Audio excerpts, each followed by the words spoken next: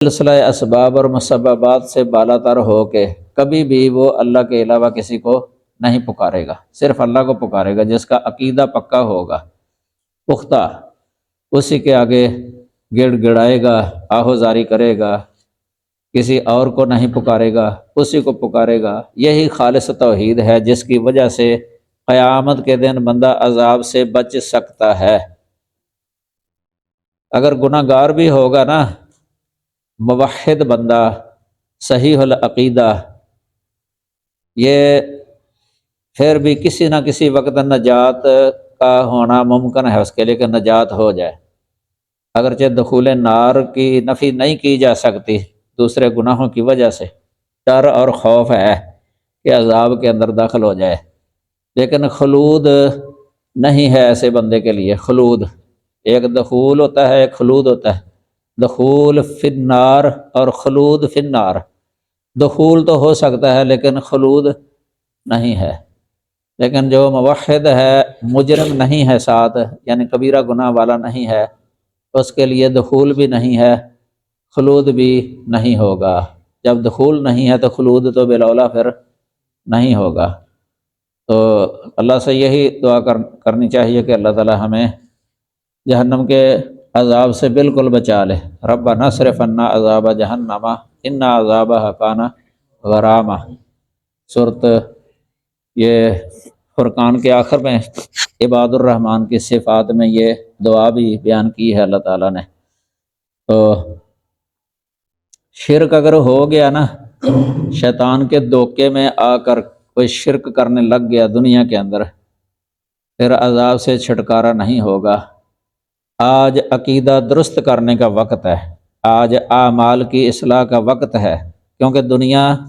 دارالامتحان ہے۔ یہ بعد میں جب موت آ گئی نا، وہ دارالجزا شروع ہو جائے گا، دارالحساب شروع ہو جائے گا۔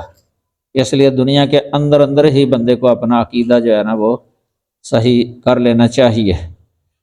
کئی لوگ جو ہے نا اس وہم کے اندر ہوتے ہیں یا اس دھوکے کے اندر مبتلا ہوتے ہیں۔ وہ اللہ تعالیٰ کو جیسے پکارا جاتا ہے نا، یہ امور اس کی دو قسمیں ہیں۔ ایک وہ امور ہیں ما لا یقدر علیہ الا اللہ، اور ایک قسم ہے ما یقدر علیہ غیرہ ایضا۔ یہ امور کی قسمیں ہیں، یعنی ایک وہ کام ہیں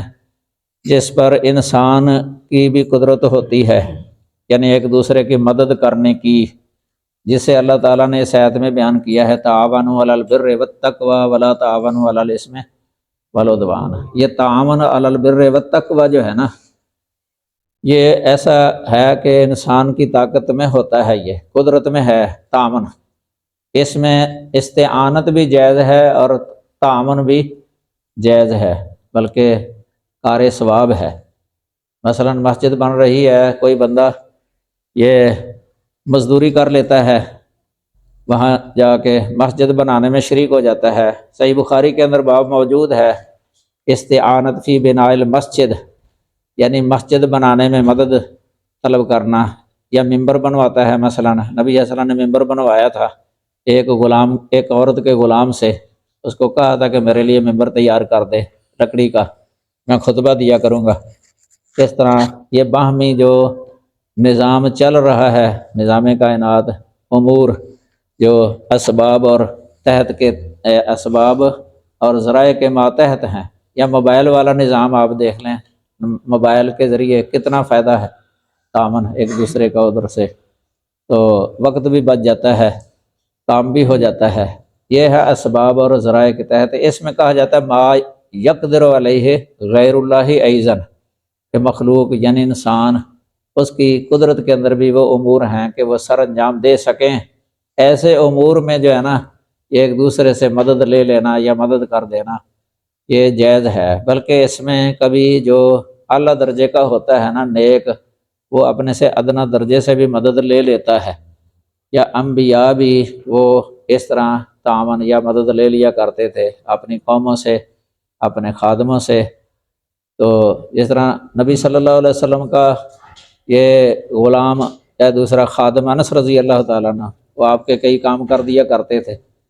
تو ان کی والدہ لے کے آئی تھیں کہ اللہ کے رسول یہ لڑکا ہے بڑا ذہین ہے، یہ آپ اپنے پاس رکھ لیں، آپ کی خدمت کیا کرے گا۔ اس طرح کہ یہودی لڑکا بھی نبی صلی اللہ علیہ وسلم کی خدمت کیا کرتا تھا، کام کر دیتا تھا نبی صلی اللہ علیہ وسلم کے۔ تو یہ امور جو ہے نا ایک دوسرے سے طلب کرنا یا کر دینا تو یہ جائز ہے، کوئی حرج نہیں ہے۔ کئی جو ہے نا اس طرح کی مثالیں دے کے جو ہے نا ان پر قیاس کرتے ہیں، ان کو اس پر قیاس کرتے ہیں، ما لا یقدر علیہ الا اللہ، یعنی وہ امور جن پر صرف اللہ ہی قادر ہوتا ہے، اللہ ہی کر سکتا ہے وہ کام، ان کو ان پر قیاس کرتے ہیں۔ یہ قیاس ما الفارق ہوتا ہے یا قیاس فاسد ہوتا ہے، تو یہ غلط ہے، کیونکہ اس میں جو ہے نا علت موجود ہی نہیں ہے۔ علت کیونکہ کسی سے جو مدد طلب کی جاتی ہے نا، اس میں یہ شرط ہے کہ جس سے مدد طلب کی جائے اس کے علم میں ہو، یہ جو مدد طلب کرنے والا ہے اس کی وہ پکار سن رہا ہو، پھر اس کی وہ مدد کرنے کی قدرت بھی رکھتا ہو، اس طرح کی شرطیں ہیں۔ تو ادھر جو ہے نا یہ شرطیں پوری ہوتی ہیں، جو تعاونوا علی البر والتقوی امور ہے نا، ان میں یہ شرطیں پوری ہوتی ہیں، تو یہ اس لیے اسباب اور ذرائع کے تحت آتی ہیں۔ اور وہ امور جو لا یقدر علیہ الا اللہ یا ما لا یقدر علیہ الا اللہ، ان میں یہ شرطیں نہیں ہیں، یعنی علم نہیں ہوتا اور سننا نہیں ہوتا اور قدرت نہیں ہوتی، اس لیے ایسے امور میں صرف اللہ کو پکارا جاتا ہے۔ اگر کسی اور کو پکارے گا تو یہ شرک بن جاتا ہے۔ اس لیے تو یہ کئی لوگوں کے دلوں کے اندر یہ شبہ ہوتا ہے، ڈال دیتا ہے، شیطان ہی شبہ ڈال دیتا ہے، وہ قیاس فاسد کر لیتے ہیں، اس کو اس پر قیاس کر لیتے ہیں، یعنی جو ناجائز ہے اس کو جائز والے پر قیاس کر لیتے ہیں۔ یہ ہے قیاس ما الفارق، فاسد قیاس۔ تو اللہ وحدہ لا شریک، اس کا تو کوئی شریک نہیں ہے، کوئی بھی شریک نہیں ہے، وہ وحدہ ہے، اس چیز کے اندر بھی اس کا کوئی شریک نہیں ہے۔ کئی کہہ دیتے ہیں کہ ہم ان سے جو مدد مانگتے ہیں نا، یہ ان کو مستقل ہم نہیں سمجھتے، مستقل سمجھیں تو شرک بن جاتا ہے، ہم مستقل نہیں سمجھتے۔ وہ یہ شیطان جو ہے نا دل کے اندر یہ بات ڈال دیتا ہے، حالانکہ یہ لوگ یہ بات نہیں سمجھتے کہ اللہ کے علاوہ دوسری کئی ہستیوں کو پکارنے والے پرانے لوگ بھی ان ہستیوں کو مستقل سمجھ کر نہیں پکارتے تھے، وہ بھی مستقل نہیں سمجھتے تھے۔ پرانے نبی صلی اللہ علیہ وسلم کے دور کے وہ اللہ کے ماتحت سمجھتے تھے، اللہ کی مخلوق سمجھتے تھے، اللہ کے محبوب ان کو سمجھتے تھے، اللہ کے پیارے اور اللہ کے مقرب سمجھتے تھے، تو ان سے وہ مدد مانگتے تھے، مستقل تو ان کو بھی نہیں سمجھتے تھے۔ اس پر واضح حدیث مسلم شریف کی، یہ حج کرتے تھے، مشرکین مکہ حج کیا کرتے تھے، حج کے اندر تلبیہ پڑھتے تھے، تلبیہ لبیک اللہم لبیک لا شریک لک لبیک، یہاں سے شروع ہوتا ہے نا، لبیک اللہم لبیک، تو وہ اس میں جو ہے نا اضافہ کر دیتے تھے۔ جب یہ کہا جاتا لبیک لا شریک لک، تو نبی صلی اللہ علیہ وسلم نے ان سے کہا تھا بس یعنی اس پر ٹھہر جاؤ، لا شریک لک، لیکن وہ ایک لفظ بولتے تھے اس پر، الا شریکن تملکہ وما ملک، اس کا اضافہ کرتے تھے وہ، الا شریکن تملکہ وما ملک، یعنی تیرا کوئی شریک نہیں ہے مگر ایک وہ شریک ہے جس کا تو مالک ہے، یعنی وہ شریک ہے تیرا جس کا تو مالک ہے۔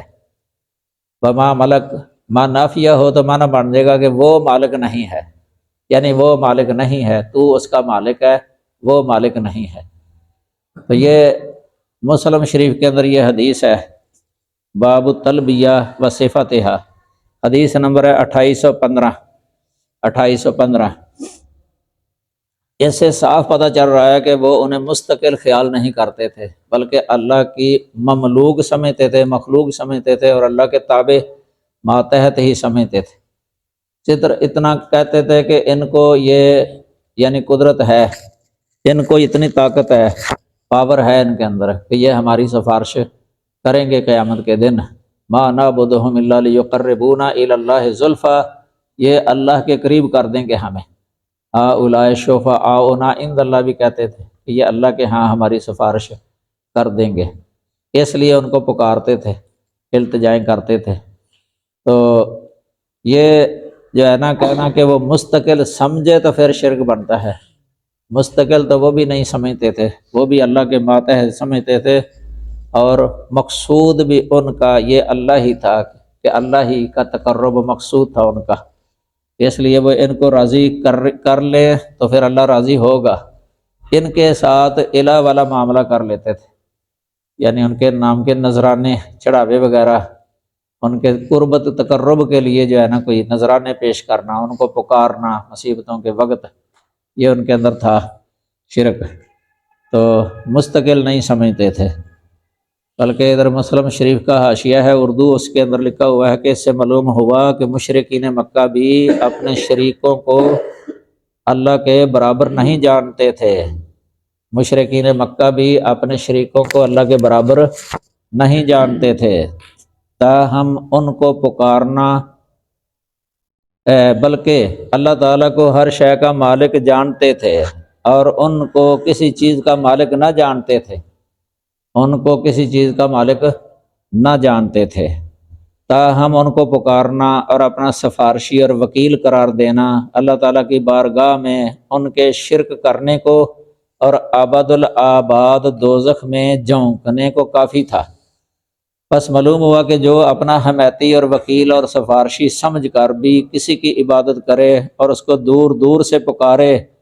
تو وہ بھی شرک کرنے والا ہو جاتا ہے، وہ اس کو اللہ کے برابر نہ جانے، اور اس لیے آپ صلی اللہ علیہ وسلم لبیک لا شریک لک، کہ اے اللہ میں حاضر ہوں، تیرا کوئی بھی شریک نہیں ہے، پر ان مکہ والوں سے کہا کرتے تھے بس بس، یعنی اتنا ہی کہو، لا شریک لک، بس بس اسی کلمے پر رک جاؤ، لیکن وہ آپ صلی اللہ علیہ وسلم کی بات نہیں مانتے تھے، وہ کہہ دیتے تھے کہ اللہ شریکن تملکہ وما ملک۔ یہ یہاں کئی لوگ ایک اور شبہ ظاہر کرتے ہیں یہاں کہ غیر اللہ کو غیبی طور پر پکارنا وہ شرک اس وقت بنتا ہے جبکہ غیر اللہ کو الہ سمجھ کر اسے پکارے، یعنی الہ سمجھے پھر پکارے، تو ہم ان کو الہ نہیں سمجھتے، لہذا ہمارا انہیں پکارنا یہ شرک نہیں ہے۔ ان کے شبے کا ازالہ اس طریقے سے ہو سکتا ہے کہ اللہ کے علاوہ کسی بھی ہستی کے ساتھ الہ والا معاملہ اختیار کر لیا جائے تو یہ اسے الہ بنانا ہی ہوتا ہے۔ مثلا اللہ کی کوئی بھی خاص صفت کسی میں جانے تو یہ بھی اسے الہ ہی بنانا ہے، کیونکہ اللہ اپنی صفات مختصہ میں سے کوئی صفت اپنی مخلوق میں سے کسی کو بھی نہیں عطا کرتا، کیونکہ وہ کائنات میں سے کسی کو اپنا شریک نہیں بناتا، نہ ہی اس نے کبھی پہلے بنایا ہے اور نہ ہی کبھی بنائے گا۔ اس نے خود ہی فرمایا اجعلنا من دون الرحمن آلہہ، اجعلنا من دون الرحمن آلہہ، سورہ زخرف ہے یہ 45 نمبر آیت۔ اور اسی طرح اس نے فرمایا ولا یشرک فی حکمہ احدا، سورۃ الکاف 26 نمبر آیت، کہ وہ اپنے حکم میں کسی کو شریک نہیں کرتا۔ اگر یہ ہو تو پھر تو اللہ تعالیٰ کی جو صفت مختصہ ہے خاص کہ وہ کسی اور میں نہیں پائی جاتی، صرف اللہ میں ہی پائی جاتی ہے، جیسے کہ آپ سن آئے ہیں پہلے، اگر اللہ تعالیٰ وہ صفت کسی کو دے دے تو پھر تو شریک بنا لیا، حالانکہ اللہ تو اپنا شریک بناتا ہی نہیں ہے، کسی کو بھی کسی کو نہیں بناتا۔ تو یہ بات اس آیت کریمہ میں غور کرنے سے بھی بخوبی سمجھ آ سکتی ہے، لیکن شرط یہی ہے کہ بصیرت والی عقل و فکر سے غور کیا جائے۔ اس طرح قرآن پاک میں ہے، یہ اصل میں صفت تصرف جو ہے نا، یہ عام مانتے ہیں، یہ صاحب تصرف، یعنی انبیاء اور اولیاء کو صاحب تصرف سمجھتے ہیں، غیبی طور پہ وہ تصرف کر سکتے ہیں، مدد کر سکتے ہیں کسی کی۔ ایک کتاب ہے الاستغاثہ، استغاثہ کی شرح حیثیت قادری کی ایک کتاب، یہ اس کے اندر لکھا ہوا ہے کہ اگر دور حاضر کے مسلمان یہ عقیدہ رکھ لیں کہ ان کے داتا علی حجویری اور غوث پاک شیخ عبد القادر جیلانی اور سلطان باہو وغیرہ، وہ ہمیں جانتے ہیں اور انہیں من جانب اللہ قدرت ہے ہمارے بگڑے حالات سنوارنے کی، تو یہ شرک کیسے ہو سکتا ہے؟ یہ واضح لکھا ہوا ہے، ہمیں جانتے ہیں۔ تو یہ اتنی غلط بات ہے نا، فاسد عقیدہ ہے جو اس طرح دعویٰ ہی دعویٰ ہے، یہ دلائل سے خالی جس طرح کا دعویٰ ہوتا ہے نا، یا کتاب و سنت کے منافی۔ اگر یہ شرک نہیں ہے تو پھر دنیا کے اندر شرک کون سا رہ جاتا ہے؟ مکے کے جو پرانے جو عرب کے تھے وہ بھی یہی عقیدہ رکھتے تھے کہ وہ ہمیں جانتے ہیں، اور ان کو اللہ تعالیٰ نے اتنی پاور و قوت دی ہوئی ہے، اللہ کے وہ مقرب بندے ہیں، وہ ہماری مشکلات دور کر دیتے ہیں جب ہم ان کو پکارتے ہیں۔ اس طرح کا عقیدہ ان کا بھی تھا۔ وہ کوئی فرق نہیں ہے، جو دنیا سے چلا جاتا ہے، وفات پا جاتا ہے، تو وہ عالم دنیا کے اندر موجود نہیں ہوتا، وہ دنیا کے احوال سے باخبر کس طرح ہو سکتا ہے؟ پھر فردن فردن ہر شخص کے بارے میں پتہ ہو کہ یہ کون ہے، یہ کون ہے، یہ کون ہے۔ یہ تو اللہ تعالیٰ کی خاص صفت ہے۔ اللہ تعالیٰ ہر شخص کو جانتا ہے، ہر مشکلات کے اندر پھنسے ہوں کو جانتا ہے، جو پکارے اللہ تعالیٰ سننے والا ہے۔ یہ آیت واضح ہے، اَمَّن یُجِیبُ الْمُضْطَرَّ اِذَا دَعَاهُ وَیَکْشِفُ السُّوءَ وَیَجْعَلُکُمْ خُلَفَاءَ الْأَرْضِ أَإِلَٰهٌ مَّعَ اللَّهِ۔ لوگوں کو کوئی پتہ نہیں ہے جو دنیا سے چلے گئے ہیں نا کہ کون ہے، بلکہ زندہ ہی اگر ہو تو اس وقت بھی پتہ نہیں ہوتا کہ میری زندگی کے اندر جو نئے پیدا ہونے والے ہیں کون کون ہوں گے۔ اپنی اولاد کے بارے میں نہیں پتہ ہوتا کسی کو کہ میری شادی ہوگی تو کون کون میرے بچے بچیاں ہوں گے، کیسے ہوں گے، کوئی پتہ نہیں ہے۔ چاہے کوئی اتنا بڑا ولی ہو، اس کو بھی نہیں پتہ ہوتا کہ میری اولاد جو میری شادی کے بعد مجھے اولاد وہ کون کون سی کس طرح کی ہوگی، یہ کتنے ہوں گے، تو یہ بالکل نہیں پتہ ہوتا۔ تو یہ ہے کہ اتنے سال سینکڑوں سال گزر گئے ان کی وفات پر، تو اب عقیدہ بنا کے ان کو ہمیں وہ جانتے ہیں، ہمیں جانتے ہیں اس وقت کے لوگوں کو۔ حالانکہ کشف المحجوب آپ پڑھ جائیں نا تو کتنی ہی باتیں جملے اس کے اندر جو ہے نا عقیدے اور نظریے کے خلاف مل جائیں گے آپ کو۔ میں نے ایک مقالے کے اندر اس کی تفصیل لکھی ہوئی ہے کشف المحجوب کے حوالے سے۔ تو کوئی علم نہیں، زندگی کے اندر بندے کو علم نہیں ہوتا۔ جو زندہ ہوتے ہیں پورے انسان کہ کون کون ہے، کہاں کہاں کوئی رہ رہا ہے، کس کس ملک کے اندر کس طرح کے، بلکہ ملکوں کے نام بھی پورے یاد نہیں ہوتے، شہروں کے نام یاد نہیں ہوتے، گاؤں دیہاتوں کے نام یاد نہیں ہوتے، پتہ ہی نہیں ہوتا، کبھی سنے نہیں ہوتے زندگی بھر۔ چاہے کوئی بڑا ولی ہی ہو اس کو بھی نہیں پتہ ہوتا۔ تو یہ عقیدہ رکھنا کہ وہ ہمیں جانتے ہیں سب کو، فردن فردن فردن، یہ کتنا باطل عقیدہ ہے، عقل کے بھی خلاف ہے۔ یہ تو اللہ کی خاص صفت ہے، یہ جاننا، دیکھنا اور سننا۔ ابھی میں نے بتایا تھا احاطے والا، جو اللہ کی صفت ہے احاطہ، اس میں یہ ثابت کرنا ہے بزرگوں کے لیے احاطے والی صفت ہے کہ جس طرح ان کا علم احاطے والا ہے، ان کا سمع احاطے والا ہے، ان کا دیکھنا احاطے والا ہے۔ یہ تو اللہ کی خاص صفات ہے نا، یہ تو ان کو الہ بنانا ہی ہے، کیونکہ الہ کی ہی یہ صفات ہوتی ہیں، صفات مختصہ، یہ جائے کہ وہ ان میں جو ہے نا وہ سمجھ لی جائیں۔ تو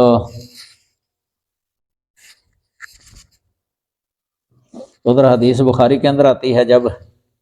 نبی صلی اللہ علیہ وسلم نے فرمایا کہ جب میں قبر سے اٹھوں گا تو موسیٰ علیہ السلام کو دیکھوں گا، وہ عرش کے پائے کو پکڑے ہوں گے، مجھے نہیں پتا کہ مجھ سے پہلے اٹھ گئے ہیں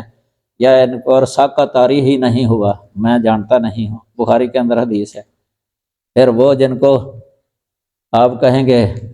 اصحابی، یہ تو میرے ساتھی ہیں، میرے تھوڑے سے ساتھی ہیں، آنے دو انہیں، حوض کوثر پر آپ ہوں گے۔ تو فرشتے بتائیں گے انک لا تدری ما احدث بعدک، آپ کو علم نہیں ہے کہ انہوں نے آپ کے بعد کیا چاند چڑھائے تھے۔ لم یزالوا ما زالوا مرتدین علی اعقابہم القہقرہ، یہ تو آپ کے بعد مرتد ہو گئے تھے۔ اس وقت آپ کہیں سحقا سحقا لمن غیر بعدی، سحقا سحقا لمن غیر بعدی، یہ نبی صلی اللہ علیہ وسلم فرمائیں گے۔ تو یہ کسی کو بھی نہیں پتہ ہوتا، کسی کو بھی نہیں پتہ ہوتا وفات کے بعد کیا دنیا کے اندر کیا گزر رہی ہے۔ دفن جب ہو جاتا ہے تو کچھ بھی نہیں پتہ ہوتا اس کو کہ دنیا کے احوال کا۔ قیامت کے دن جب اٹھیں گے نا اس وقت بھی نہیں۔ اصحاب کہف دیکھ لیں، اولیاء اللہ تھے، اولیاء کرام، اس پر سب کا اتفاق ہے کہ وہ اولیاء اللہ تھے۔ بلکہ قادری نے کتاب لکھی ہے شان اولیاء، اس میں اصحاب کہف کا ذکر کیا ہوا ہے۔ 309 سال وہ گہری نیند کے اندر اللہ تعالیٰ نے ان کو رکھا تھا، پھر جب اٹھایا ہے نا تو آپس میں باتیں کر رہے ہیں کہ کتنی دیر ادھر ٹھہرے ہیں۔ کوئی ایک دن بتا رہے ہیں، ایک دن، کوئی ایک دن کا کوئی حصہ، پھر کوئی کہا اللہ جانتا ہے۔ ان کو اتنا بھی نہیں پتا تھا پیچھے حکومت بدل گئی ہے، اتنا بھی علم نہیں تھا، کرنسی بدل گئی، حکومت بدل گئی، کوئی پتہ ہی نہیں تھا، اتنے یعنی بے خبر تھے وہ یہ دنیا کے امور سے۔ اس طرح قرآن میں عزیر علیہ السلام کا واقعہ ہے، 100 سال جو ہے نا وہ موت کے عالم میں اللہ تعالیٰ نے 100 سال تک جو ہے نا ان کو موت دیے رکھی۔ پھر جب اٹھایا کہا کم لبثت، قال لبثت یوما او بعض یوم، ایک دن یا ایک دن کا کچھ حصہ۔ جو اس طرح کہہ رہے ہیں کہ ایک دن یا ایک دن کا کچھ حصہ، تو کیا ان کو پتہ ہوگا کہ 100 سال کے اندر کیا کچھ ہو گیا ہے، کیا تغیرات ہو گئے، حکومتیں بدل گئیں۔ وہ بندے اکثر جن کے وہ واقف تھے وہ دنیا سے ویسے ہی چلے گئے، کوئی واقفیت نہیں ہے کسی کے ساتھ، تو کوئی پتہ نہیں ہوتا موت کے عالم میں، دنیا کے عالم کا کوئی پتہ نہیں ہوتا کہ دنیا کے اندر کیا کچھ بن رہا ہے، کیا ہو رہا ہے۔ تو ادھر یہ عقیدہ رکھتے ہیں کہ وہ ہمیں جانتے ہیں، ہمیں جانتے ہیں، حالانکہ وہ تو اپنی زندگی کے اندر جانتے نہیں تھے۔ ان کا جو شہر یا علاقہ تھا جن کے ساتھ ان کی واقفیت تھی انہیں کا ہی پتہ تھا، یہ دنیا کے دوسرے ملکوں والوں کو سب کو وہ جانتے تھے۔ شہروں میں جو یہ اتنا بھی نہیں سوچتے، لوگوں کو اس پر جو ہے نا وہ لگایا ہوا ہے، شرک کر رہے ہیں، دن رات پکارتے ہیں ان کو، اور دعوت بھی دیتے ہیں لوگوں کو کہ پکارو ان کو، وہ سنتے ہیں، جانتے ہیں۔ تو ادھر یہ تصرف والی قدرت جو ہے نا کہ ہر شے پر قادر ہونا، صاحب تصرف ہونا، مختار کل ہونا، یہ اللہ تعالیٰ کی خاص صفت ہے، خاص صفت ہے۔ یہ قرآن پاک کے اندر نا سورہ بنی اسرائیل کے اندر یہ اس میں اللہ وحدہ لا شریک نے یہ بیان فرمایا ہے۔ ایسے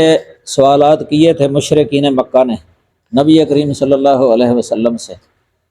اللہ نے ان کے 6 مطالبات جو ہے نا وہ ذکر کیے ہیں اس مقام پر، 6 مطالبات جو نبی صلی اللہ علیہ وسلم سے کیا کرتے تھے،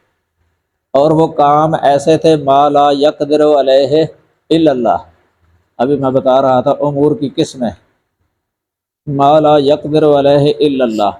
تو وہ نبی صلی اللہ علیہ وسلم سے سوال کر رہے تھے، کیونکہ نبی صلی اللہ علیہ وسلم کے بارے میں ان کا تو نبی کے بارے میں ایک تو ان کا نظریہ یہ تھا کہ نبی بشر نہیں ہوتا، بشر نہیں ہوتا، نبی بشر کے علاوہ کوئی ہونا چاہیے، ایک یہ نظریہ تھا ان کا۔ دوسرا ان کا یہ تھا کہ نبی صاحب تصرف ہونا چاہیے، صاحب تصرف یعنی مختار کل، علی کل شیء قدیر، یہ ہونا چاہیے، پھر ہم اس نبی کی نبوت کو مانیں گے، پھر اس کو مانیں گے کہ واقعتاً یہ نبی ہے، رسول ہے۔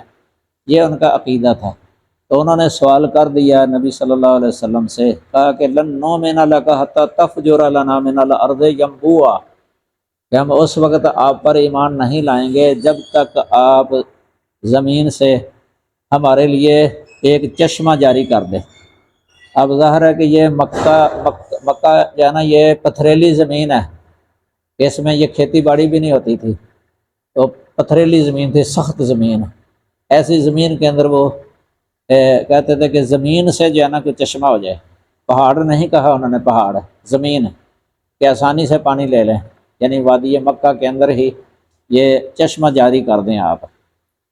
او تکون لک جنۃ من نخیل وعنب فتفجر الانہار خلالها تفجیرا،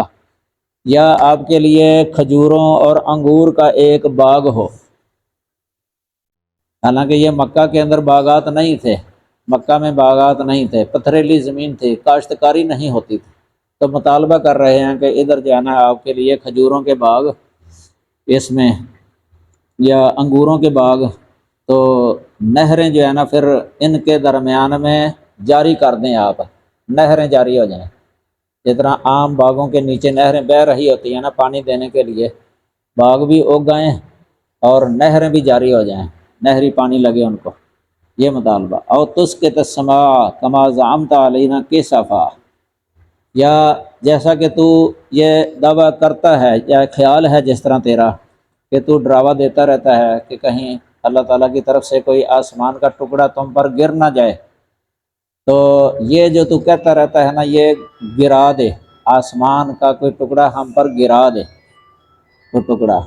اوتات یا باللہ والملائکۃ قبیلا، یا تو اللہ اور فرشتوں کو ہمارے سامنے لے آ، اللہ اور فرشتوں کو ہمارے سامنے حاضر کر دے، ہم اپنی آنکھوں سے دیکھیں، وہ گواہی دے دیں تیری کہ تو سچا، تو رسول ہے، تو نبی ہے۔ اس طرح کے مطالبے، یہ جو انہوں نے کہا تھا نا کما زعمت، کہ آسمان کا کوئی ٹکڑا جیسا کہ تو نے خیال کیا ہے یا کہتا ہے، یہ اشارہ جو ہے نا اس طرف تھا۔ اللہ تعالیٰ نے فرمایا ہے نا قرآن میں، ان نشا نخسف بہم الارض او نسقط علیہم کسفا من السماء، یہ سورہ سبا کے اندر ہے، 9 نمبر آیت، کہ اللہ فرماتے ہیں کہ اگر ہم چاہیں تو ان کو زمین میں دنسا دیں، یا ان پر آسمان کی طرف سے کوئی ٹکڑا یا ٹکڑے گرا دیں، آسمان سے ٹکڑے گرا دیں۔ یہ اس طرف اشارہ تھا ان کا کہ جس طرح تو کہتا رہتا ہے نا، دھمکی دیتا ہے، اس طرح کر کے دکھا دے پھر۔ او یکون لک بیت من زخرف، یا آپ کے لیے سونے کا ایک گھر ہو، سونے کا ایک گھر ہو آپ کے لیے، او ترقی فی السماء، یا آپ آسمان میں چڑھ جائیں، اوپر چلے جائیں ہمارے سامنے، ولن نؤمن لرقیک حتی تنزل علینا کتابا نقرأہ، صرف جانا کافی نہیں ہے، وہاں جا کے ایک لکھی لکھائی کاغذوں کے اندر کتاب جو ہے نا وہ لے کے آئیں، اب اپنی آنکھوں سے دیکھیں کہ آپ اوپر سے کتاب لائے ہیں، وہ کتاب بھی ایسی ہو جسے ہم پڑھ سکیں۔ یہ مطالبے تھے ان کے۔ اب ظاہر ہے کہ یہ مطالبے ایسے ہیں جن کو پورا کرنا جو ہے نا ما لا یقدر علیہ الا اللہ، یعنی یہ امور کہ ان پر اللہ کے علاوہ کوئی قادر نہیں، اللہ کے علاوہ کوئی قادر نہیں، یہ مطالبے کیے تھے نبی سے۔ اور ان کا یہ اعتقاد تھا کہ نبی جو ہے نا وہ صاحب تصرف یا مختار کل ہونا چاہیے، پھر ہم مانیں گے۔ تو اللہ تعالیٰ نے نبی صلی اللہ علیہ وسلم کو حکم دیا کہ آپ ان کو اتنا ہی کہہ دیں، سبحان ربی هل كنت الا بشرا رسولا، کہ میرا رب جو ہے نا وہ پاک ہے ہر قسم کے عیب اور نقص سے اور کمزوری سے، وہ پاک ہی پاک ہے، یعنی وہ تمہارے یہ مطالبے پورے کر سکتا ہے میرا رب، لیکن میں صرف بشر رسول ہوں، ایک انسان رسول ہوں، کہ بشر جو ہوتا ہے نا اس کی طاقت سے باہر ہے، یہ وہ نہیں کر سکتا، یہ تم مجھ سے جو مطالبے کر رہے ہو۔ تو اس سے پتہ چلتا ہے کہ یہ جو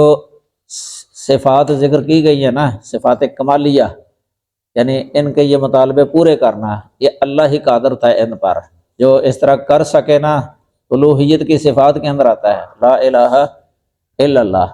الہ کی صفات مختصہ کے اندر یہ بھی آتا ہے کہ وہ مطلقاً صاحب تصرف ہو علی الاطلاق، بلکہ نصارہ جو یہ عیسیٰ علیہ السلام کو الوہیت کی صفت سے متصف کرتے تھے، اور ان کی والدہ کو مریم کو، تو اللہ تعالیٰ نے قرآن میں ان کا اس طریقے سے رد کیا ہے، قل من یملک من اللہ ان اراد ان یہلک المسیح ابن مریم و امہ و من فی الارض جمیعا، یعنی اگر اللہ عیسیٰ اور مریم اور زمین کے اندر رہنے والے سب کو ہلاک کر دے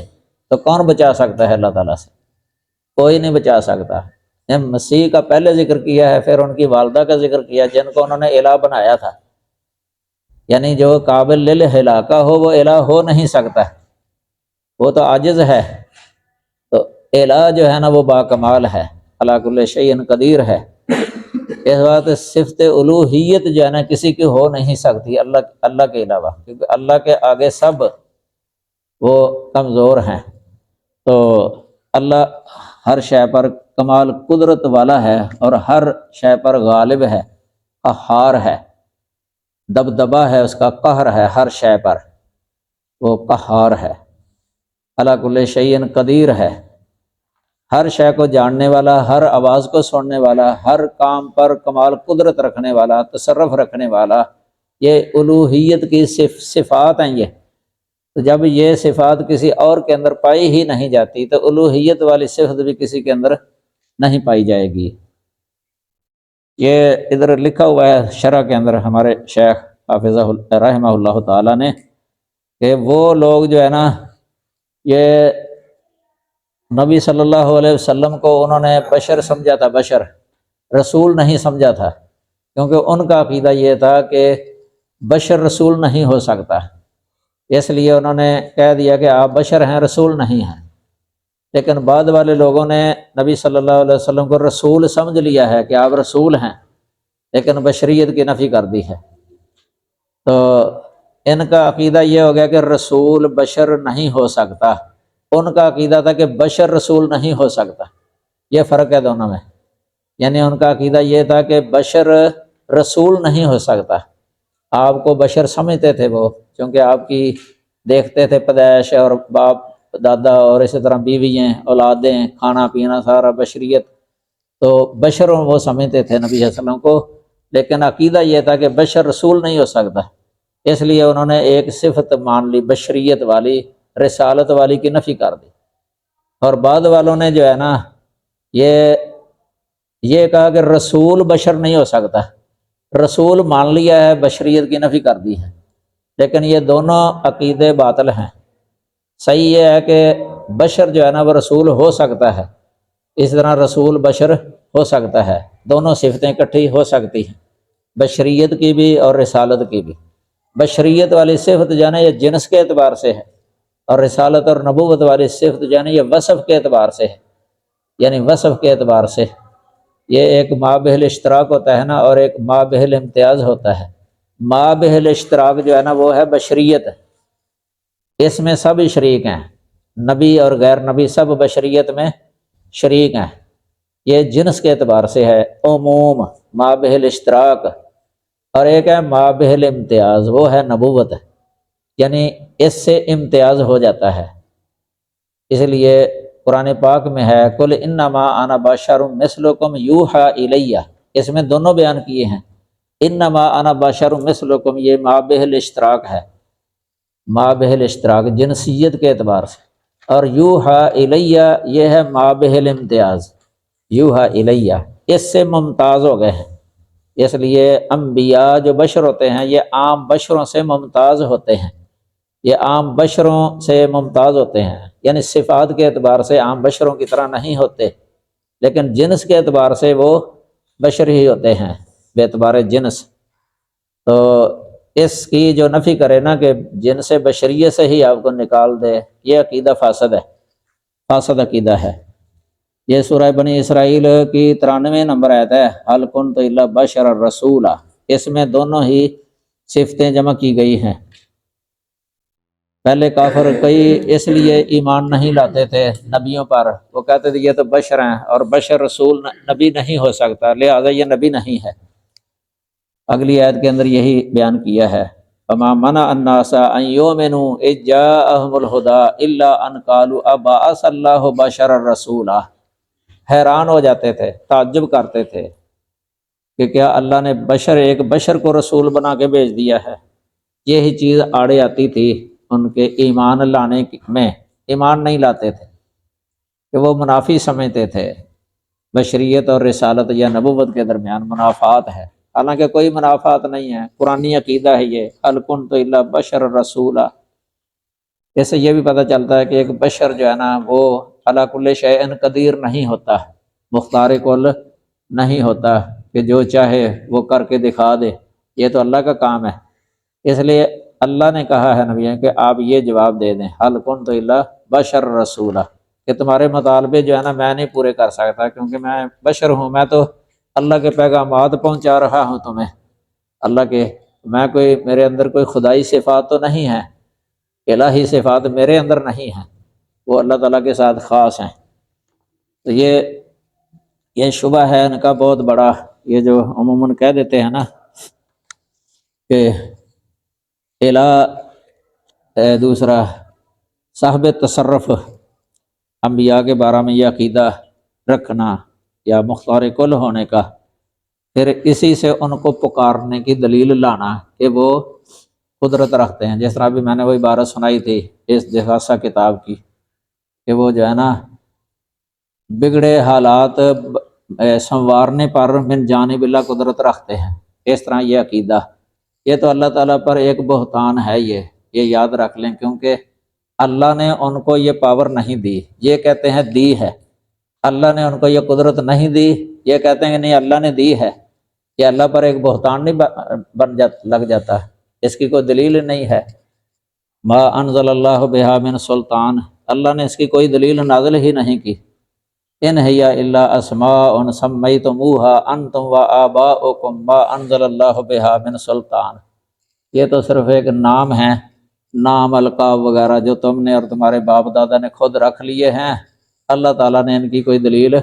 نازل ہی نہیں کی۔ کسی کو داتا کہہ دیتے ہیں، داتا صاحب، کسی کو غوث پاک کہہ دیتے ہیں،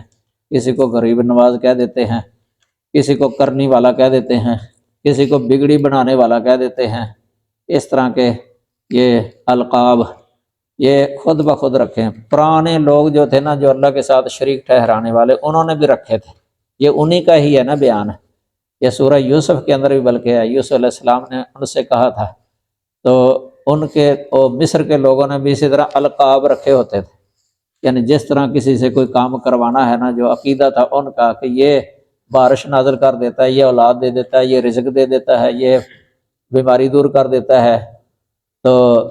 خارش کی بیماری دور کرنے کے لیے علیحدہ ہے، بخار دور کرنے کے لیے علیحدہ ہے،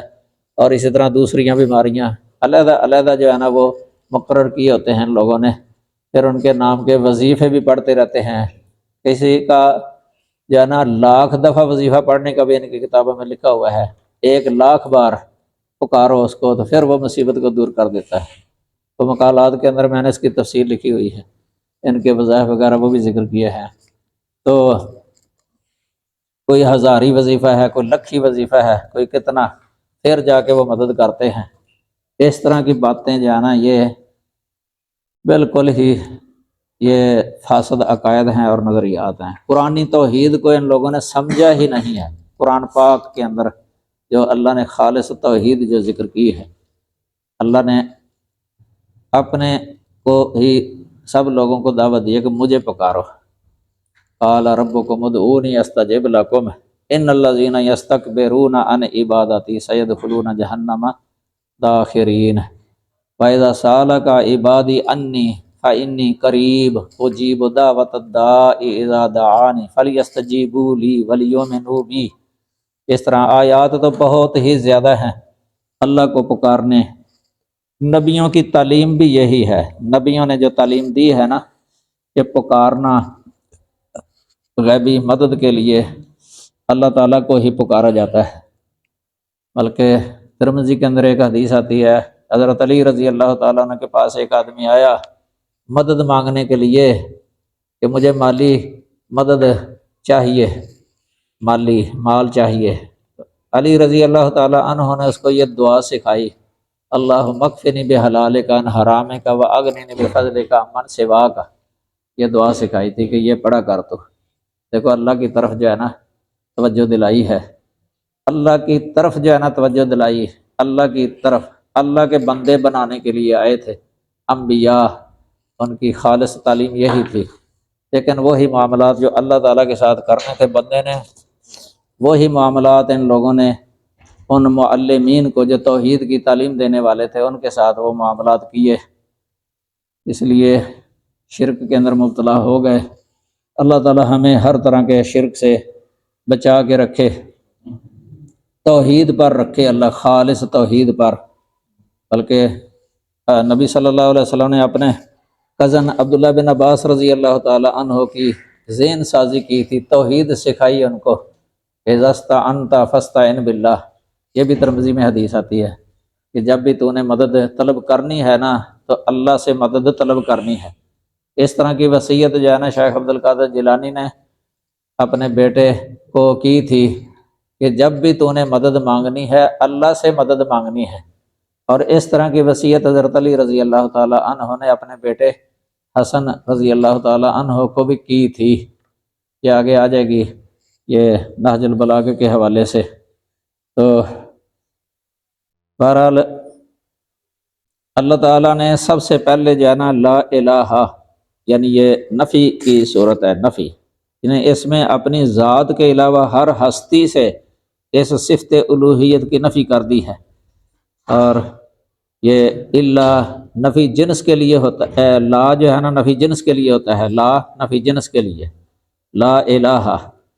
یہ عموم کا فائدہ دیتا ہے، یہ اس معنی میں ہے لا من الہ، یہ اسی لیے مبنی علی الفتح ہے۔ لا نفی جنس کا اسم جو ہے نا مبنی علی الفتح ہوتا ہے، تو وجہ کیا ہے؟ کیونکہ یہ حرف کو متضمن ہے، اس کے اندر ایک حرف ہے مقدر، اس کو یہ متضمن ہے، وہ ہے من، لا من الہ، اصل میں اس طرح ہے، اس من کی مناسبت سے اس کو مبنی بنایا گیا ہے، مبنی، اور مبنی علی الفتح ہے۔ پھر یہ فتح اس لیے کہ فتح اخف الحرکات ہے تاکہ شکل بھی نہ رہے۔ یہ اسی طرح یہ لا نبی آبادی، لا نبی آبادی، اس طرح لا صلاۃ الا بفاتحۃ الکتاب، یہ تین نفی ہیں اس کے اندر، تین نفی ہیں، نفی جنس۔ تو یہ عموم استغراقی کا فائدہ ہے، اس سے ہر فرد کی نفی مقصود ہوتی ہے۔ اللہ تعالیٰ نے اس کے بعد الا اللہ میں اپنی صفت الوہیت کو بیان کیا ہے، اس طرح کے صفت الوہیت اللہ تعالیٰ کی ذات کے ساتھ خاص کرنے کے لیے، کہ صفت الوہیت اللہ تعالیٰ کے ساتھ خاص ہے۔ تو نفی کے بعد اللہ آ جائے تو کلام اور جملے میں حصر پیدا ہو جاتا ہے، اس کو قصر کہا جاتا ہے۔ یہ قصر الصفت علی الموصوف کے قبیل سے ہے، یہ لا الہ الا اللہ، یہ پہلے میں نے بیان کیا ہے، یہ قصر الصفت علی الموصوف، موصوف اللہ تعالیٰ کی ذات ہے نا، تو صفت جانا یہ ہے الوہیت، یہ الوہیت اللہ تعالیٰ کی ذات کے ساتھ جانا خاص ہو گئی ہے کہ اس کے علاوہ کسی اور کے اندر یہ صفت نہیں پائی جاتی۔ تو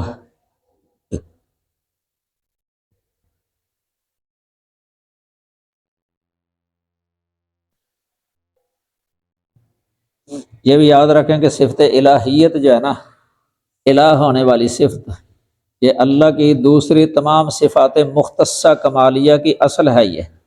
اور دوسری تمام صفات اس صفت الہیت کی دلیل ہیں، دلیل ہے، یعنی ان سے اس موصوف کی توحید الوہیت کی معرفت حاصل ہوتی ہے۔ دوسری جو صفات ہیں نا اللہ تعالیٰ کی، ان سے اللہ تعالیٰ کی معرفت حاصل ہوتی ہے، اور اس لیے اللہ تعالیٰ نے دوسری صفات کو جو ہے نا، جو صفات فعلیہ ہیں، اختیاریہ یا ذاتیہ، ان کو دلیل بنایا ہے اپنے الہ ہونے کی۔ اس لیے پہلے بتایا تھا آپ کو کہ رب العالمین ہونا یہ الہ العالمین ہونے کی دلیل ہے، یہی دلیل انبیاء نے اپنی اپنی امتوں کے سامنے رکھی، مشرکین کے سامنے بھی رکھی ہے، اور جو اللہ کے انکار کرنے والے تھے دہریہ کمیونسٹ وغیرہ، ان کے سامنے بھی یہی دلیل رکھی ہے یہ نبیوں نے۔ نوح علیہ السلام کی صورت نوح پڑھ کے دیکھ لیں، اس کے اندر بھی ہے یہ موسیٰ علیہ السلام کا واقعہ، فرعون کے سامنے جو دلیلیں ذکر کی تھیں ان کے اندر بھی انہوں نے یہ دلیل دی، سارے نبیوں نے یہ دلیل پیش کی تھی، الہ کے تعارف کے لیے الہ پر دلیل بنایا تھا، اور اسی کو توحید فی الدعا جو ہے نا یہ کہا جاتا ہے۔ خاص طور پر سلسلہ اسباب و مسببات سے بالا تر ہو کر اسی کو پکارا جائے تو یہ خالص ہے توحید۔ کئی ویسے ایسے کام ہوتے ہیں ما لا یقدر علیہ الا اللہ، تو ان کاموں میں چاہے پاس بھی ہونا تو پھر بھی کسی سے وہ طلب کرے، پاس ہو چاہے دور نہ بھی ہو، پھر بھی جائز نہیں ہے۔ مثلا شفا دینا جو ہے نا، شفا دینا یہ اللہ کے علاوہ کوئی شافی نہیں ہے، اللہم لا شافی الا انت، اللہم مذہب الباس اذہب الباس واشف انت الشافی لا شفاء الا شفاؤک شفاء لا یغادر سقما۔ شفا دینا اللہ کی خاص صفت ہے۔ اب ایک مریض ہے مثلا، اس کے پاس کوئی جاتا ہے ولی اس کی عیادت کے لیے، تو وہ اس کو کہتا ہے مجھے شفا دے دے، اور عقیدہ یہ ہے کہ اس نے مجھے جو ہے نا شفا دے دینی ہے، جس طرح اللہ تعالیٰ کے بارے میں عقیدہ ہوتا ہے نا کہ اللہ شفا دینے والا ہے، کہ بیماری کو حکم دے تو بیماری نکل جائے بدن سے، اس طرح کا عقیدہ رکھتا ہے تو یہ بھی جائز نہیں ہے، اگرچہ وہ پاس ہے، دور بھی نہیں ہے، کیونکہ یہ چیز ایسی ہے کہ مالا یقدر علیہ الا اللہ۔ جب مدینہ میں گئے تھے صحابہ کرام ہجرت کر کے، تو مدینہ وبا والا شہر تھا، بیمار ہو گئے تھے ابوبکر صدیق رضی اللہ تعالیٰ عنہ، حضرت بلال رضی اللہ تعالیٰ عنہ، ام المومنین عائشہ رضی اللہ تعالیٰ عنہا نے ذکر کیا نبی صلی اللہ علیہ وسلم کے سامنے ان کی بیماری کا، تو آپ نے اللہ سے دعا کی تھی، اللہم صحیحا، اللہم صحیحا وانقل حماہا الی الجوفہ، کہ یا اللہ مدینے کو صحت والا بنا دے، عافیت والا بنا دے، اور اس کا حما بخار جو ہے نا یہ جوفہ کی طرف منتقل کر دے۔ یہ اللہ سے عرض کی تھی نا، تو اللہ تعالیٰ نے اپنے امر کے ساتھ ہی جو ہے نا وہ بخار جو ہے نا وہاں سے منتقل کر دیا جوفہ کی طرف۔ اس وقت جوفہ میں یہودی رہتے تھے، یہودی وبا میں بخار میں مبتلا ہو گئے تھے، ادھر مدینے والے جو ہے نا وہ ٹھیک ہو گئے تھے، صحت مند ہے۔ اللہ کا امر جاری ہوتا ہے نا، اللہ حصی شے کو بھی حکم دے دے، یا مانوی شے ہے ایک عرض جس کو کہتے ہیں، اس کو بھی حکم دے دے، ہر شے اس کے حکم کے تابع ہے۔ بیماری نکل گئی، منتقل ہو گئی، یہ اللہ سے عرض کی تھی نبی صلی اللہ علیہ وسلم نے کہ یا اللہ اس کا بخار جو ہے نا وہ منتقل کر دے وہاں سے۔ تو یہ اللہ جو ہے نا وہ ہے قادر مطلق۔ تو اللہ اکبر۔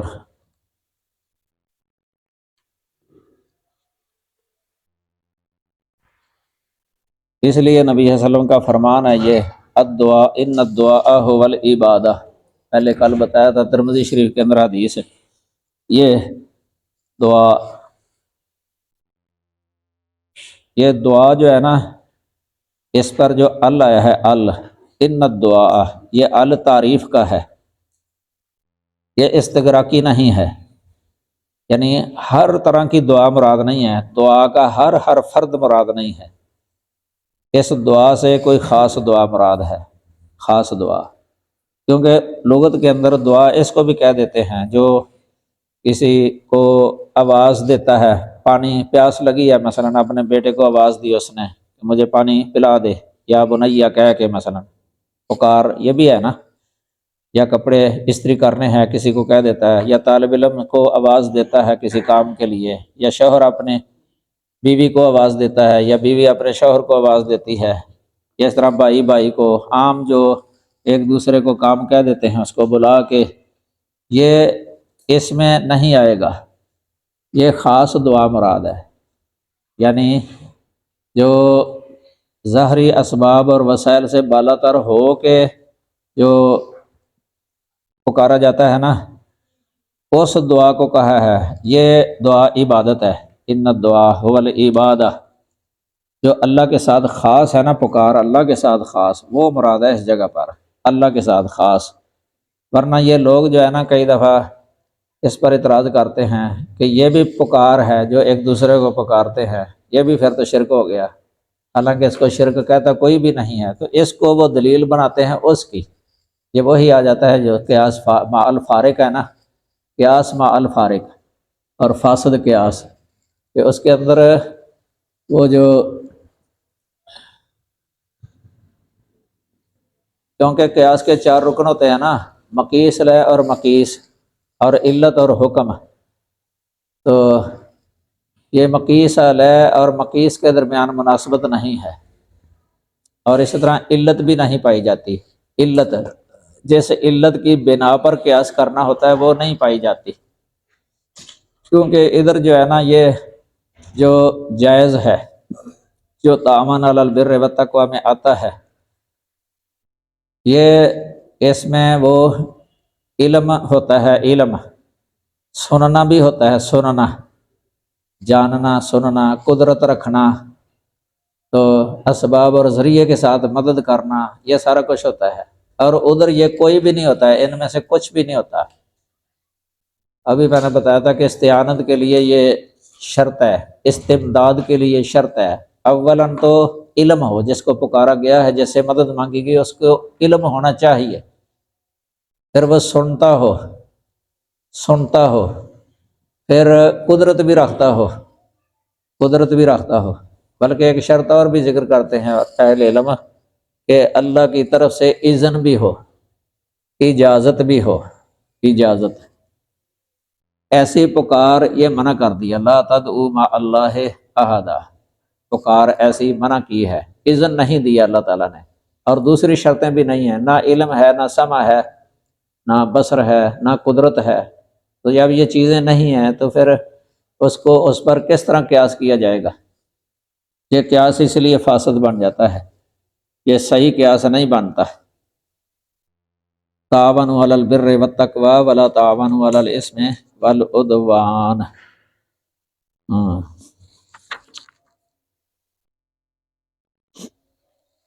سورہ جن میں اللہ تعالیٰ نے عام ہی منع کر دیا ہے نا کہ وہ لا تدعوا مع اللہ احدا، اس میں جو دائرہ ہے نا، یعنی یہ ما لا یقدر علیہ الا اللہ امور،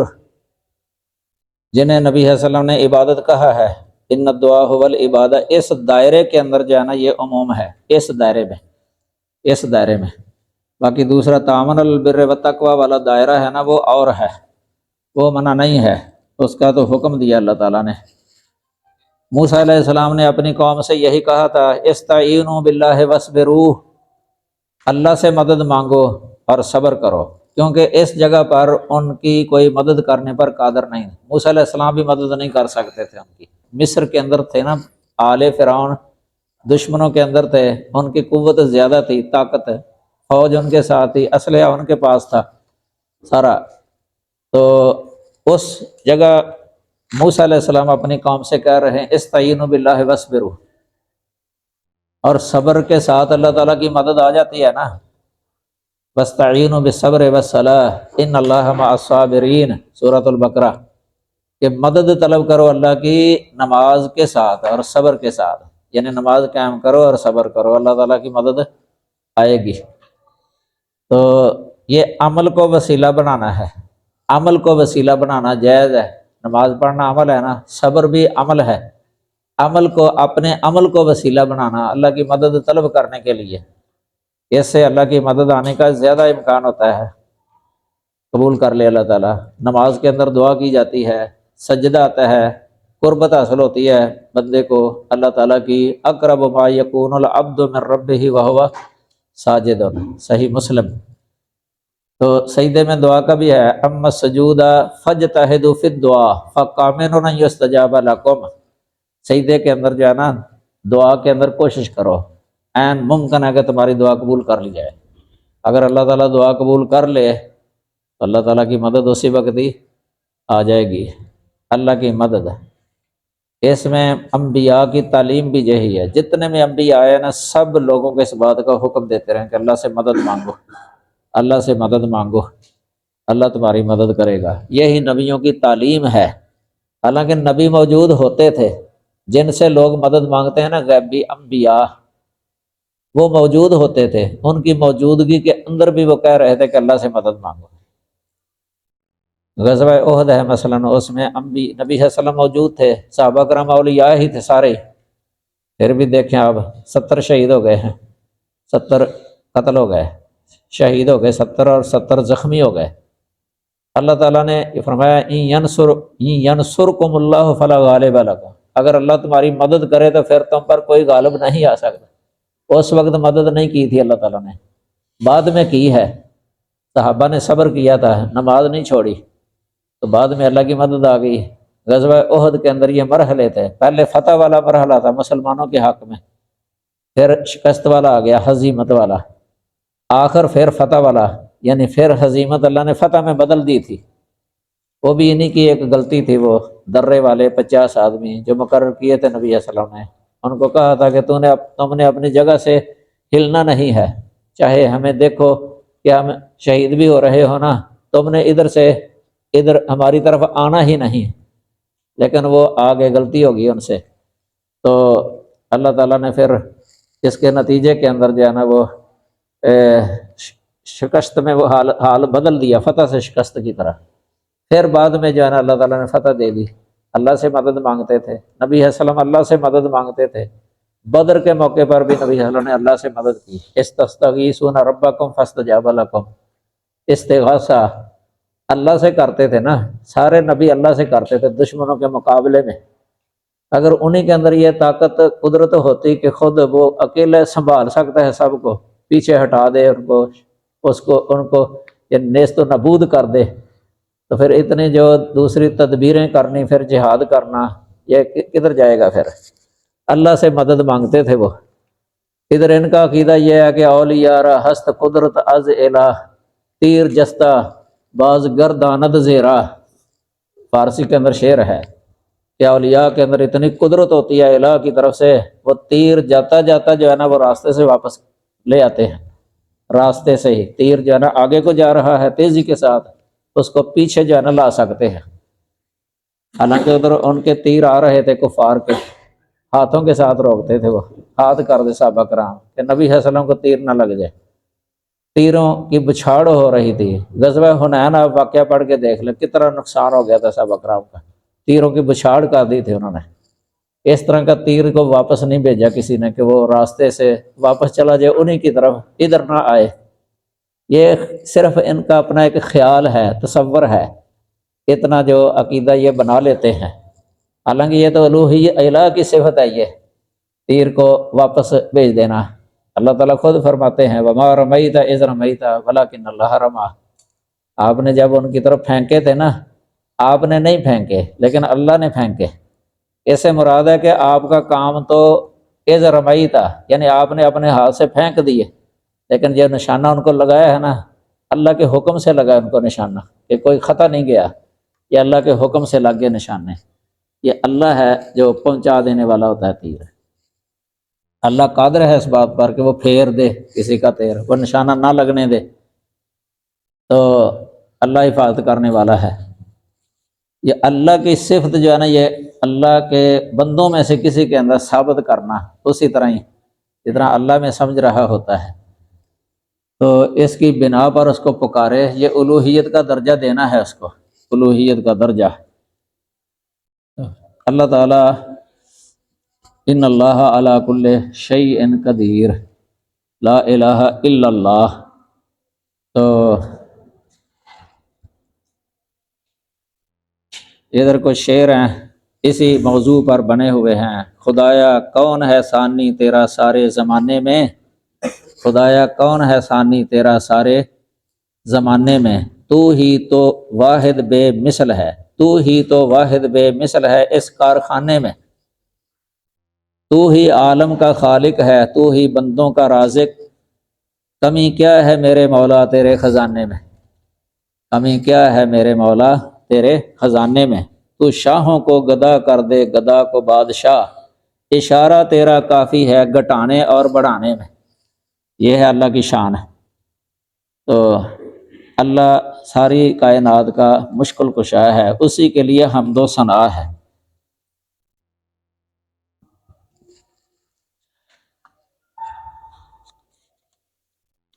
شرک جو کرتا ہے نا، اس کی ویسے عقل ختم ہو جاتی ہے، اس لیے اللہ تعالیٰ نے شرک کرنے والوں کو لا یعقلون فرمایا ہے،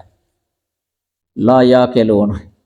اب دنیا میں دیکھ لیں جن جن کی عبادت کی جاتی، خاص کر کے یہ انڈیا ہے، ہندوستان معروف ہے اس سلسلے کے اندر کہ اس میں بہت ساری چیزوں کو الہ بنایا ہے، خدا بنایا ہے۔ جتنے الہ ان کے باطل انڈیا کے اندر ہے نا، کسی اور ملک کے اندر اتنے نہیں ہیں۔ انڈیا کے اندر ہزاروں چیزوں کو پوجا جاتا ہے، بے جان چیزیں بھی ان کے اندر ہے، بے جان، حتیٰ کہ وہ چیزیں بھی ہیں جن کو انسان استعمال میں لاتا ہے۔ موٹر سائیکل ہے مثلا، اس کی عبادت کر لیتے ہیں، اسلحے کی کر لیتے ہیں، اسلحہ تو درختوں کی کرتے ہیں، پھلوں کی کرتے ہیں۔ ان کا یہ نظریہ کہ جو بھی شاید دنیا کے اندر انسان کو فائدہ دیتی ہے نا، فائدہ اٹھاتا ہے، وہ قابل یعنی اس قابل ہے کہ اس کو پکارا جائے، اس سے مدد مانگی جائے۔ جو بھی شے جن سے انسان مدد لے لیتا ہے نا، اپنا کام نکال لیتا ہے، خدمت کرتی ہے انسان کی، چاہے وہ بے جان ہو نا، اس کی وہ عبادت کر لیتے ہیں۔ یہ ناریل کا کھوپا ہے نا، اس کی بھی عبادت کرتے ہیں، ناریل کے کھوپے کی۔ ایک عربی ہیں، انہوں نے ڈاکٹر محمد بن عبد الرحمن عریفی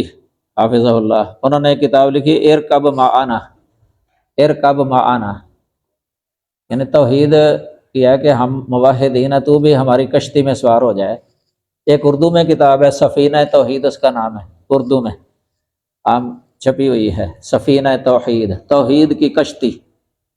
توحید کا بیڑا۔ تو انہوں نے یہ کتاب لکھی ارکب معانا۔ اس میں یہ واقعہ لکھا ہے کہ ایک لڑکا جس کی عمر 13 سال تھی، 13 سال قریب البلوغ ہی ہے یہ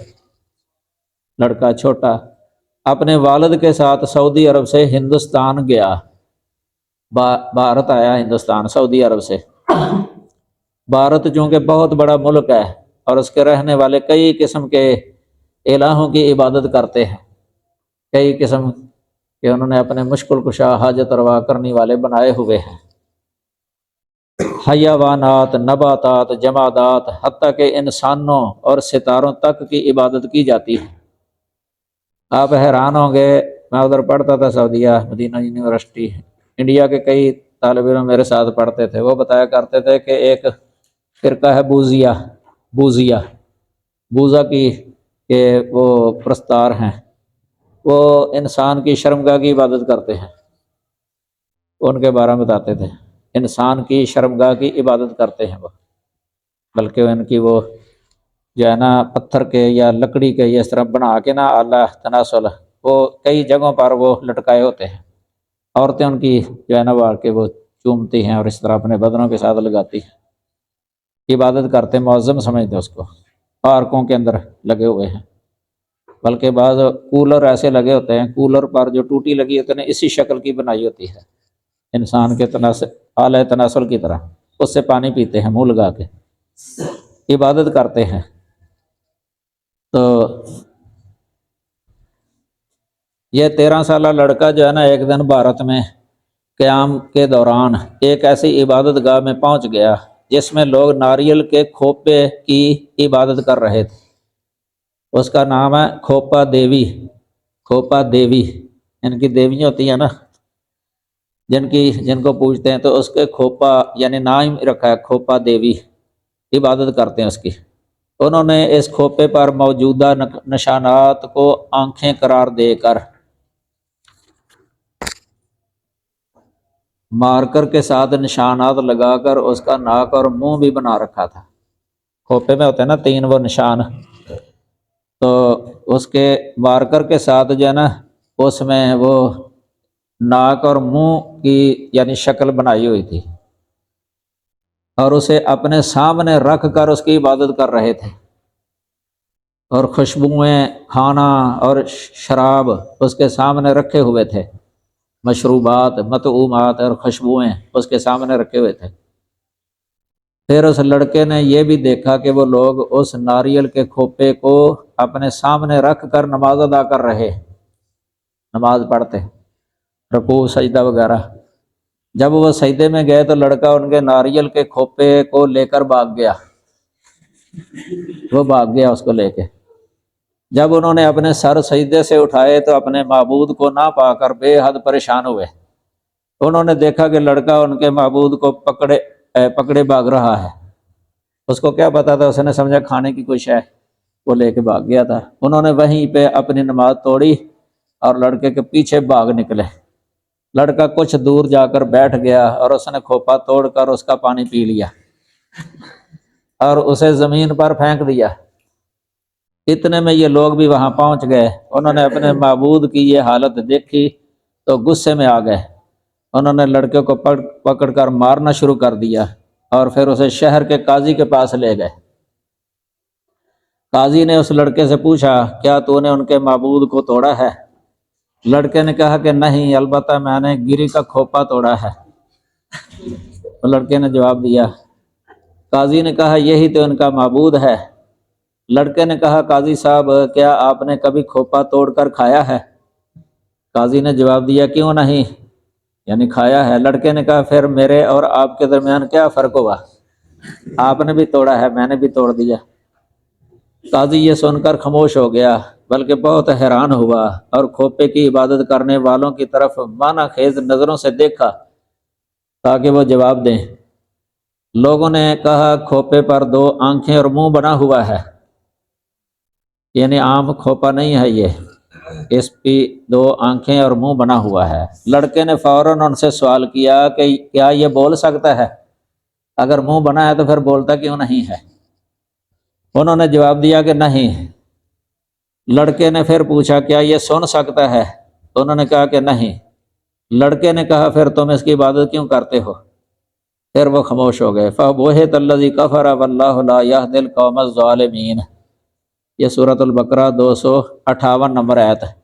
یعنی یہ آیت جو ہے نا وہاں فٹ بیٹھتی ہے۔ لاجواب ہو گئے نا، جس طرح ابراہیم علیہ السلام نے کہا تھا کہ ان سے پوچھو ان کانوا ینطقون، اگر یہ بولتے ہیں تو خود ہی بتا دیں گے کہ ان کو کس نے توڑا ہے۔ وہ آگے سے کہنے لگے یہ تو بولتے نہیں ہیں۔ پھر ابراہیم کو موقع مل گیا کہ اوف ہے تمہارے لیے اور تمہارے ان معبودوں کے لیے۔ تو قاضی نے ان کی طرف دیکھا، اس کے دل میں ڈر پیدا ہوا کہ کہیں یہ لوگ لڑکے کو کوئی نقصان نہ پہنچائیں، کیونکہ لوگ تو رسوا ہو گئے نا لڑکے کے سامنے اور قاضی کے سامنے، لاجواب ہو گئے، لیکن قاضی پھر ڈرا تھا کہ کہیں اس لڑکے کو نقصان نہ پہنچائیں۔ قاضی نے لڑکے سے کہا کہ تمہیں 115 روپے جرمانہ کی سزا دی جاتی ہے، جسے لڑکے نے ادا کر دیا۔ 115 روپیہ جرمانہ ڈالا اس کے توڑنے پر۔ لڑکا قوم کا تو مجرم ٹھہرا، مگر اللہ تعالیٰ کی دربار میں محترم بن گیا۔ یہ ہے، یہ ہمارے جامعہ ابن تیمیہ جدھر میں پڑھاتا تھا نا، مجلہ نداء الجامعہ یہ نکلتا تھا 6 ماہی، اس میں یہ واقعہ لکھا تھا، وہیں سے نقل کیا ہے میں نے ادھر۔ اس طرح کے واقعات دنیا کے اندر کئی ہوتے رہتے ہیں، لیکن چونکہ وہ عقل جو ہوتی ہے نا شرک کرنے والے کی، اللہ کے علاوہ کسی کی عبادت کرنے والے کی، اللہ کے علاوہ کسی کو الہ قرار دینے والے کی عقل وہ ماری جاتی ہے، اس کو کوئی سمجھ نہیں آتی۔ عقل سے بھی کام نہیں لیتے۔ اگر عقل سے بھی کام لیں تو کبھی بھی شرک نہ کریں، کیونکہ عقل اور شرک اکٹھے نہیں ہو سکتے کسی جگہ پر۔ عقل ہے تو شرک نہیں، اگر شرک ہے تو عقل نہیں ہے، یہ تو پکی بات ہے، کتاب و سنت کی نصوص سے پتہ چلتا ہے۔ اس طرح یہ نہج البلاغہ مشہور کتاب ہے، اس میں حضرت علی رضی اللہ تعالی عنہ کی وصیتیں لکھی ہوئی ہیں بہت زیادہ۔ یہ اس میں توحیدی کلمات بھی کافی ہیں۔ حضرت حسن رضی اللہ تعالی عنہ کو وصیتیں کی ہیں، کافی لمبی وصیت ہے، یہ بہت زیادہ طویل۔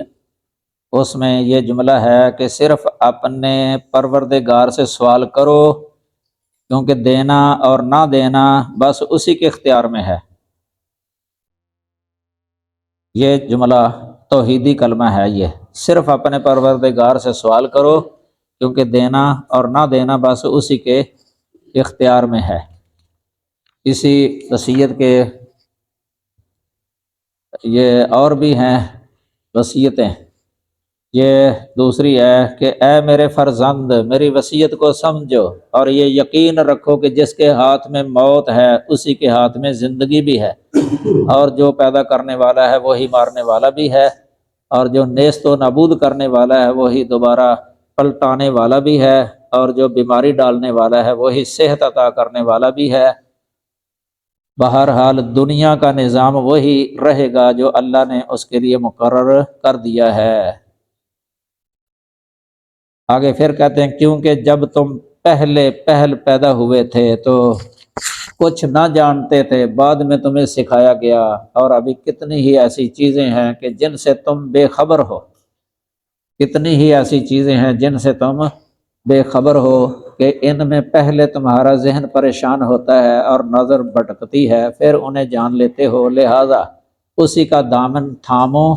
جس نے تمہیں پیدا کیا اور رزق دیا اور ٹھیک ٹھاک بنایا، اسی کی بس پرستش کرو، یعنی اسی کی بس عبادت کرو، اسی کی طلب ہو، اسی کا ڈر ہو۔ آگے پھر کہتے ہیں اے فرزند یقین کرو کہ اگر تمہارے پروردگار کا کوئی شریک ہوتا تو اس کے بھی رسول آتے اور اس کی سلطنت اور فرما روائی کے بھی آثار دکھائی دیتے اور اس کے افعال و صفات بھی کچھ معلوم ہوتے، مگر وہ اکیلا خدا ہے جیسا کہ اس نے خود بیان کیا ہے،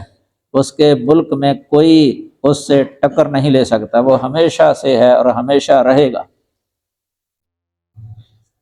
آگے پھر کہتے ہیں کہ وہ اس سے بلند و بالا ہے کہ اس کی ربوبیت کا اس بات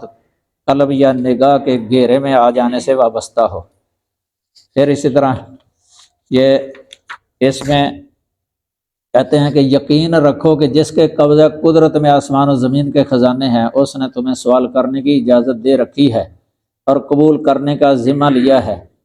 یعنی اس سے سوال کرو، اس نے قبول کرنے کا ذمہ لیا ہے اور حکم دیا ہے کہ تم مانگو تاکہ وہ دے، رحم کی درخواست کرو تاکہ وہ رحم کرے۔ اس نے اپنے اور تمہارے درمیان دربان کھڑے نہیں کیے، یعنی واسطے نہیں بنائے درمیان، کہ جو تمہیں روکتے ہوں، نہ تمہیں اس پر مجبور کیا کہ تم کسی کو اس کے یہاں سفارش کے لیے لاؤ تب ہی کام ہو، اور تم نے گناہ کیے ہوں تو اس نے تمہارے لیے توبہ کی گنجائش ختم نہیں کی۔ اس طرح جو ہے نا یہ کلمات۔ پھر آگے کہتے ہیں جب بھی اسے پکارو تو وہ تمہاری سنتا ہے، جب بھی راز و نیاز کرتے ہوئے اس سے کچھ کہو وہ جان لیتا ہے، تم اسی سے مرادیں مانگتے ہو، اسی کے سامنے دل کے بھید کھولتے ہو، اسی سے اپنے دکھ درد کا رونا روتے ہو اور مصیبتوں سے نکالنے کی التجا کرتے ہو اور اپنے کاموں میں مدد مانگتے ہو اور اس کی رحمت کے خزانوں سے وہ چیزیں طلب کرتے ہو جن کے دینے پر اور کوئی قدرت نہیں رکھتا۔ دیکھو کتنے توحیدی کلمات ہیں حضرت علی رضی اللہ تعالی عنہ۔ آگے کافی اسی طرح کے کلمے ہیں، یہ نہج البلاغہ میں ہیں اس طرح کے کلمات توحیدی۔ اگر انہیں کو ہی بندہ تسلیم کر لے تو کبھی اللہ تعالیٰ کے ساتھ غیبی طور پہ جانا کسی کو پکار نہیں سکتا، شرک نہیں کر سکتا۔ تو یہ اسی پر ہم ابھی اکتفا کرتے ہیں، باقی کوئی وقفہ کر لینا۔ سبحانک اللہم و بحمدک اشہد ان لا الہ الا انت استغفرک و اتوب الیک۔